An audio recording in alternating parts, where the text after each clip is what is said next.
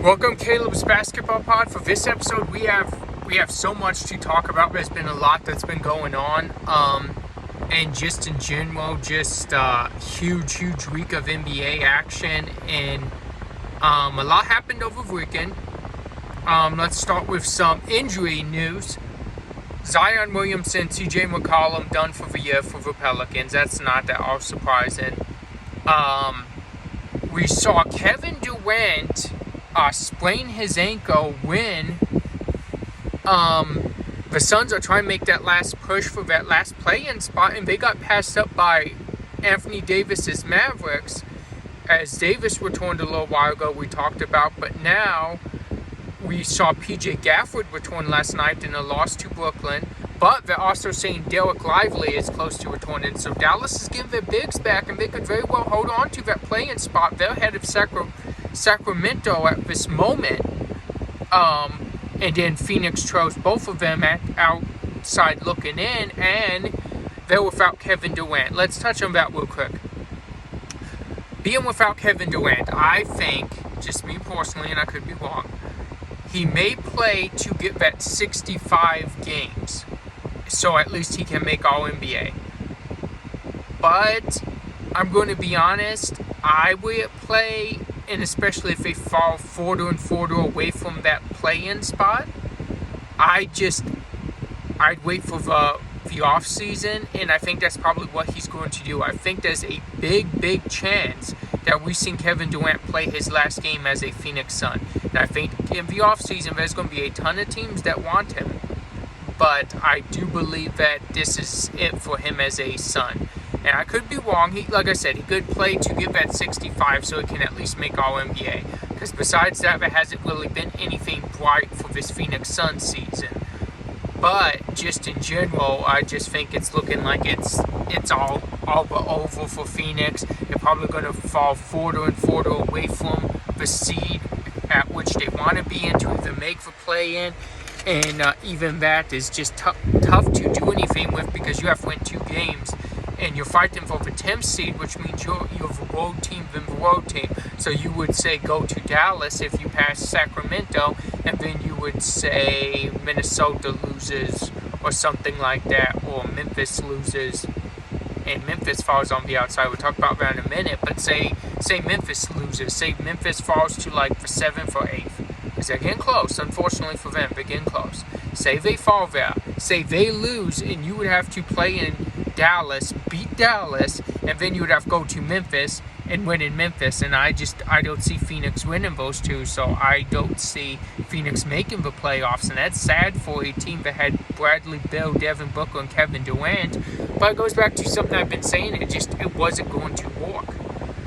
Too many guys that do close to the same, not enough role players, not enough guys accepting their role, not enough of a vocal leader on the floor to help guys and make sure everyone's accepting their role.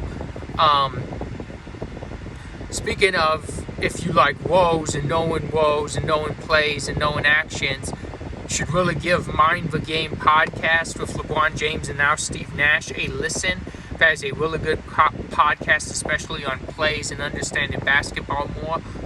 I highly recommend that for you basketball sickos, as JJ Redick used to call it, and I'm one of them. So I highly recommend that pod.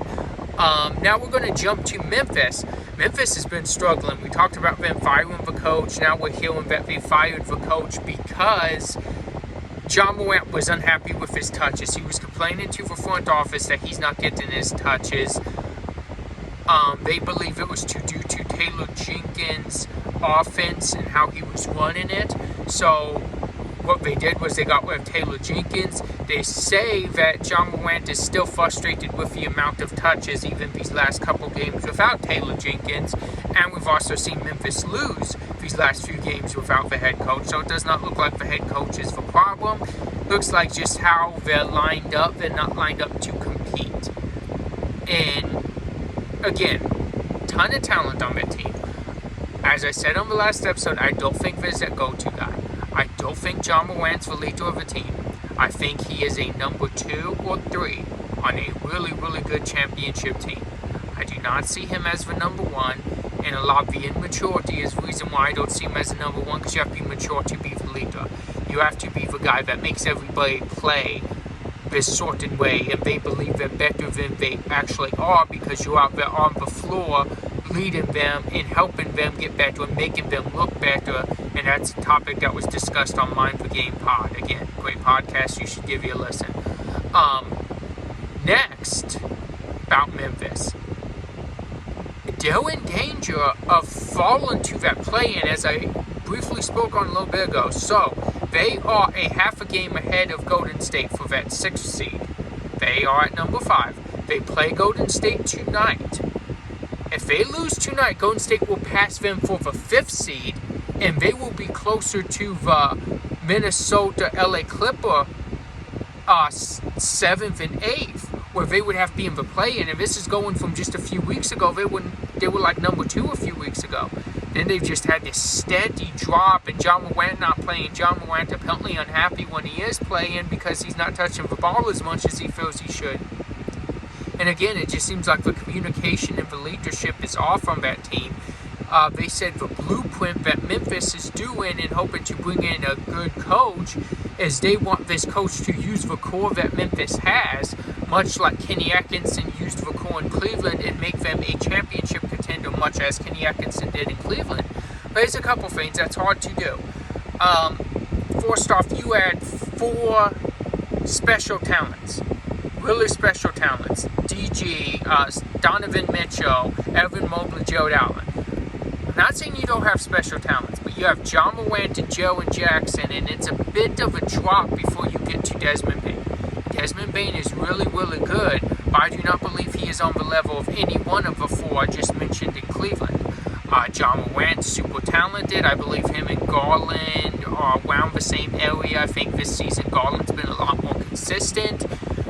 Joe Jackson's brought his game up, and Evan Mobley's brought his game up. They are close to even. Both first-time All-Stars this past season. They're close to even. I would say they're exactly even. I think Joe Jackson's a little bit ahead of Mobley, but they're close to even. But it leaves one big glaring issue here. There was nobody on that Memphis Grizzlies team. The talent level, in my opinion, the skill level, skill set, the IQ of Donovan Mitchell. And we've seen what Donovan Mitchell does. We see what he does as that leader. We see how he's empowering his teammates, how he's making everyone better. We saw him drop a career-high 14 assists the other night.